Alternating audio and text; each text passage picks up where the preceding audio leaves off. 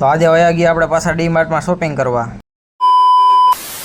તો ભાવાને કીધું હાલ ડીમાર્ટમાં રખડવા. તો ભાવો હતો એના કામમાં વ્યસ્ત એટલે ન આવ્યો. તો પછી હું ને ગણેશભાઈ ને કાનભાઈ નીકળી ગયા ડીમાર્ટ બાજુ રખડવા માટે. તો આવું ખોટું રિસ્ક લેવાય નહીં, કેમ કે એ બાકી ત્રણેયના લગ્ન આગળ પહોંચ્યા તો લીવર જતા હતા બીજા કાનભાઈ, અને પહોંચી ગયા આપણે ડીમાર્ટમાં. અને ડીમાર્ટમાં કઈ વસ્તુનો હું ભાવ આલે કાનભાઈ બધી ખબર હોય. અને ગણેશભાઈ કોની આટલું ચોકલેટ લઈએ જરા કોમેન્ટ કરી નાખજો. અને એક સિંગના પેકેટમાં હમણાં બહીને લાભ થઈ જાય. આ તો મેં સમાધાન કરાવી. દેવાયતભાઈ કીધું કે ચડા ઘરે પહેરવાની વસ્તુ હોય, તો કાનભાઈ આવી ગયા પેન્ટ જોવા.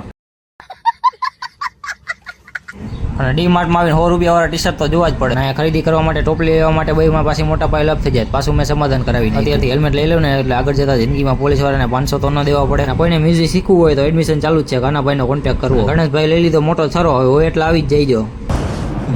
ઝુકેગા નહીં. અને કાનાભાઈ ડીમાર્ટમાં આવીને તો મફતનો સ્પ્રે છોકરાઓને છાંટતા શીખડાવી દીધું.